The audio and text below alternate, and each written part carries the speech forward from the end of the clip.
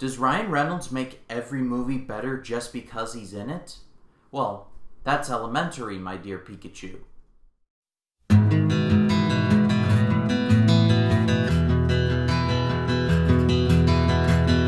Hello everyone, my name is Ryan Cam, and welcome to my review for Pokemon Detective Pikachu. This movie was directed by Rob Letterman, the director of the 2015 Goosebumps, and it stars Ryan Reynolds and Justice Smith. Smith plays Tim, a young man who has to travel to Rhyme City to close up his father's affairs because he died, or so he thinks.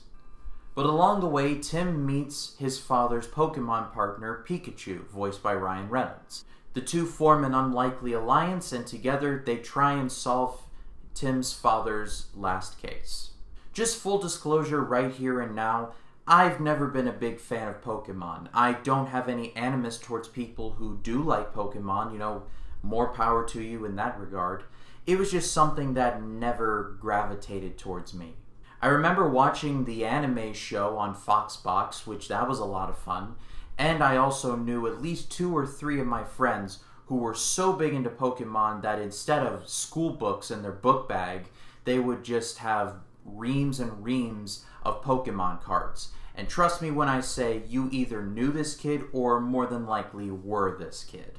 When I heard that Detective Pikachu was going to be coming out, I just rolled my eyes because this just sounded supremely dumb.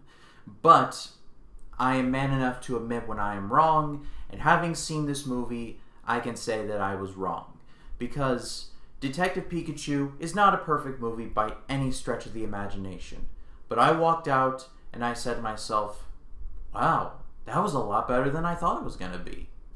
By far, in a way, the best part of this entire movie is Ryan Reynolds. Just like butter or bacon, whenever you add him into literally anything, it automatically becomes better.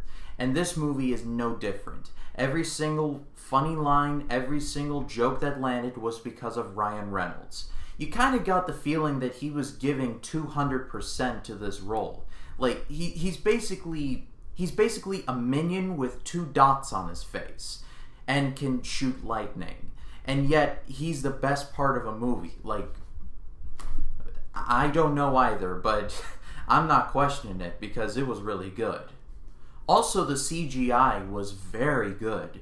In a movie like this, where it's very CGI heavy, there's a very big risk of it looking kind of fake. But there were some fake-looking Pokemon in this movie, but at the same time, they had really cool designs. Pikachu was one of the standouts, but probably my favorite other than that one was the Squirtle. I think that's the name of the character, but it's these turtles with what looks like a head of garlic on its back, and it focused up on him. I'm like, wow, that looks realistic. So props to the VFX team for their involvement. It's a really good thing that those 2 good things are on screen for 90% of this movie, because the rest of this movie was kind of forgettable. Like Justice Smith.